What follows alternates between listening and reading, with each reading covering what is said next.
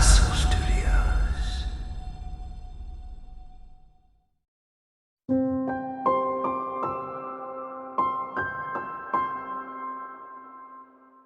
The family meal every Sunday at 5 o'clock. The Morrison family gathered around the long oak table in the dining room. The table had been in the family for 3 generations, its surface scored with the marks of homework and board games and decades of family meals. It was not a fancy table. It was a working table, a lived-in table, and it held the family's history in every scratch and ring. Eleanor Morrison had been setting the table for Sunday dinner for 41 years. She knew exactly where each plate should go, which chair belonged to which family member, and how many extra places to set for guests who might or might not arrive. Tonight she set 8 places, though only 7 were expected.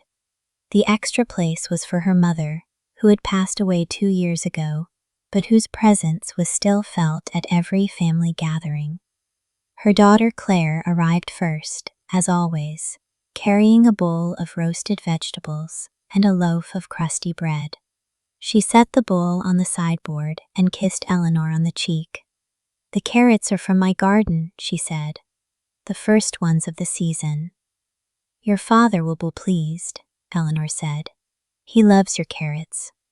Claire laughed and began unpacking the bread, slicing it on the cutting board Eleanor had set out. The bread was dense and dark, studded with seeds that crackled under the knife.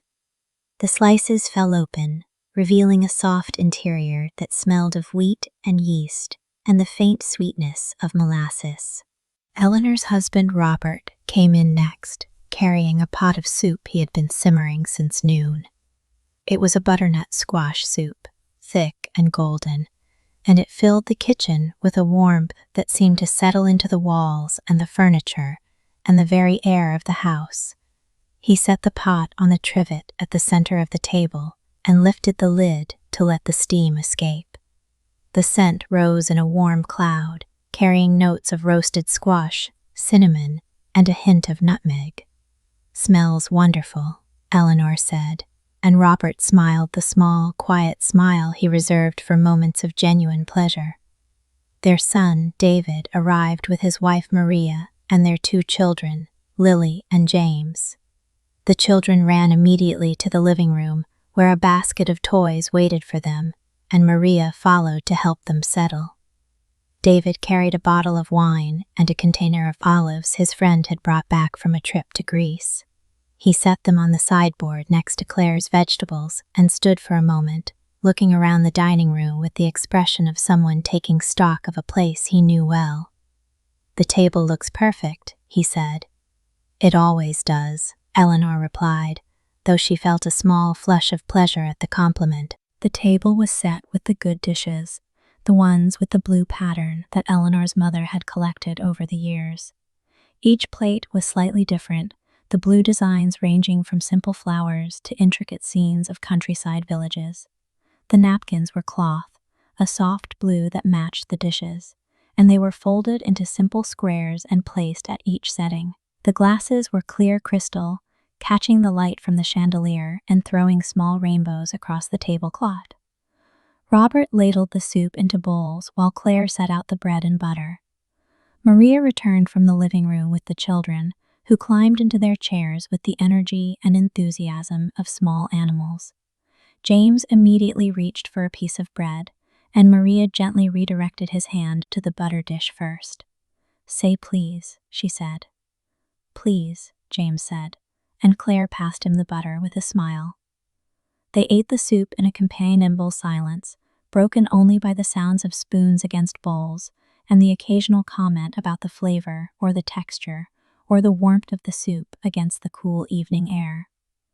The squash was sweet and earthy, and the spices lingered on the tongue in a way that was comforting and familiar. Eleanor watched her family eat and felt a deep satisfaction that had nothing to do with the food and everything to do with the people around the table. After the soup, Robert brought out the main course, a roast chicken, golden brown and fragrant, resting on a bed of roasted potatoes and onions. The chicken had been seasoned with rosemary and thyme from Eleanor's garden, and its skin crackled when Robert carved it, releasing a rush of savory steam that filled the dining room with the scent of herbs and roasted meat. Claire passed the vegetables around the table, and everyone took a portion of carrots, potatoes, bread, and chicken. The conversation flowed easily, moving from topic to topic the way a river moves around stones, finding the path of least resistance. They talked about the children's school, about Claire's garden, about David's work at the architecture firm, about Robert's fishing trip with his brother. Eleanor listened more than she spoke, content to watch her family interact, to see the way Claire and David still teased each other the way they had as children, to watch Maria and Robert exchange quiet smiles across the table. Dessert was apple pie, baked by Eleanor that morning. The crust was golden and flaky, and the filling was a mix of tart and sweet apples that she had been perfecting for 30 years. She served each person a generous slice, topped with a scoop of vanilla ice cream that began to melt immediately, creating a pool of cream around the base of the pie. "This is the best apple pie you've ever made," David said, and Eleanor knew he meant it, because David never said things he did not mean. "It's the same recipe as always," she said. "Maybe that's why it's the best," Maria said, and Eleanor looked at her with gratitude. After dessert, they lingered at the table, nursing cups of coffee and tea, talking about nothing in particular. The children had been excused to the living room, where they could be heard playing some game that involved a great deal of running and laughing. The evening light had softened to a warm gold that poured through the dining room windows and painted everything in shades of amber and honey. Eleanor cleared the plates, but Robert stopped her. "Leave them," he said. "Stay." She sat back down and let the plates wait. The dishes would be there in the morning. The kitchen would still need cleaning. The house would still need tending. But right now, in this moment, the only thing that mattered was the warmth of the room and the sound of her family's voices and the knowledge that they would all be back next Sunday, gathered around this table, sharing this meal, continuing the tradition that had been going on for longer than any of them could remember. Outside, the sky darkened to a deep blue and the first stars appeared above the rooftops. A cool breeze drifted through the open window, carrying the scent of freshly cut grass and the distant sound of a neighbor's radio playing a song from another era. Eleanor closed her eyes and let the evening settle around her like a blanket. When the last of the coffee was drunk and the last of the stories told, the family rose from the table together.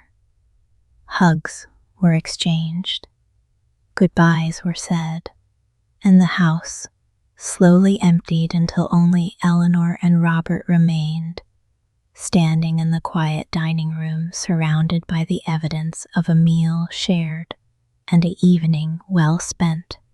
"Same time next week?" Robert asked, and Eleanor smiled. "Same time next week," she said.